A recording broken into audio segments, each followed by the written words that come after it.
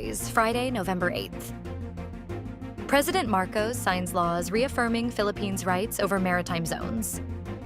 President Marcos signed into law on Friday, November 8th, the Philippine Maritime Zones Act and the Philippine Archipelagic Sea Lanes Act, two measures that aim to protect the country's sovereignty and jurisdiction in its waters. Republic Act No. 1-2064, or the Philippine Maritime Zones Act, declares the Philippine sovereignty and defines sovereign rights over the maximum extent of its maritime zones, such as internal waters, archipelagic waters, territorial sea, contiguous zones, exclusive economic zones, and continental shelf in compliance with the United Nations Convention on the Law of the Sea, existing laws and treaties.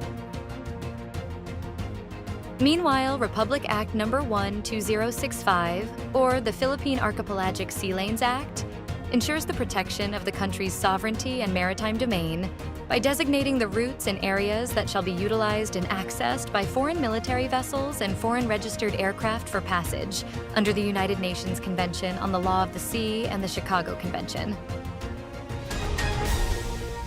Marcy to exit the Philippine area of responsibility soon, but signal number 2 still up.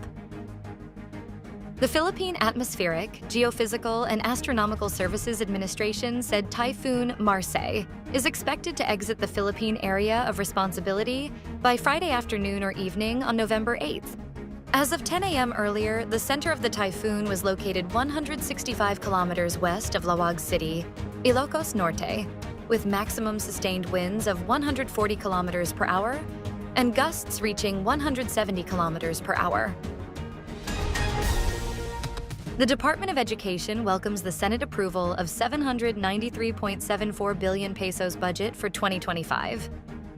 Under the General Appropriations Bill, the Department of Education and its attached agencies will receive an allocation of 793 billion 740 million pesos, reflecting a 3.99% increase from the agency's budget in the 2024 General Appropriations Act. The Department of Education noted that the approved budget will support its 5-point agenda under Secretary Sonny Angara.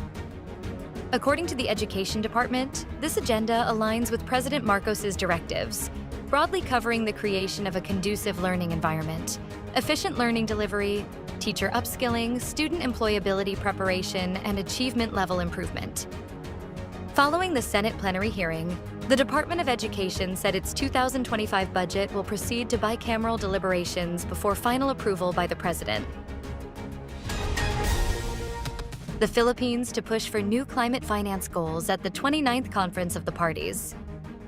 The Department of Environment and Natural Resources Secretary, Maria Antonia Tony Yulo Loizaga, is set to lead the Philippine delegation to the 29th Conference of the Parties in Baku, Azerbaijan, where she will advocate for increased climate finance to support vulnerable nations.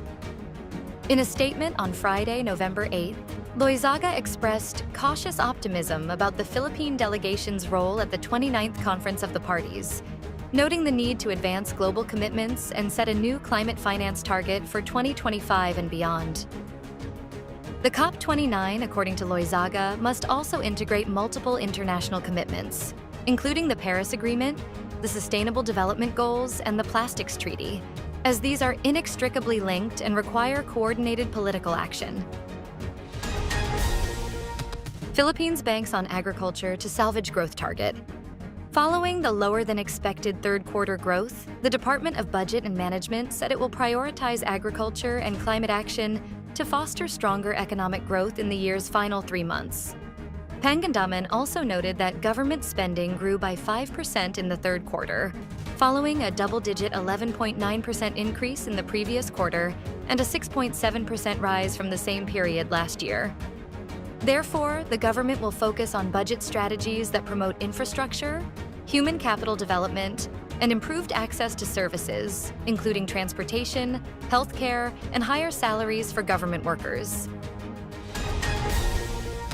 Donald Trump promises to bring lasting peace to a tumultuous Middle East, but fixing it won't be easy.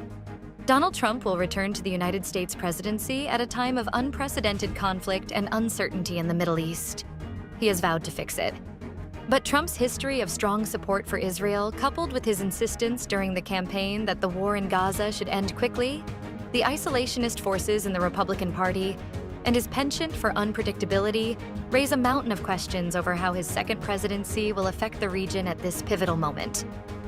Barring the achievement of elusive ceasefires before the inauguration, Trump will ascend to the highest office in the country as a brutal war in Gaza still rages, and Israel presses its offensive against the Lebanese Hezbollah militant group.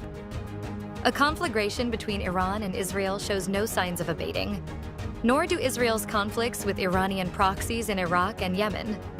And Iran's nuclear program remains a top concern for Israel. Argentine prosecutors charged 3 people linked to the death of former One Direction star Liam Payne. 3 people have been charged in connection with the death of Liam Payne, a former member of musical group One Direction who died after falling from the balcony of his hotel room in Buenos Aires last month.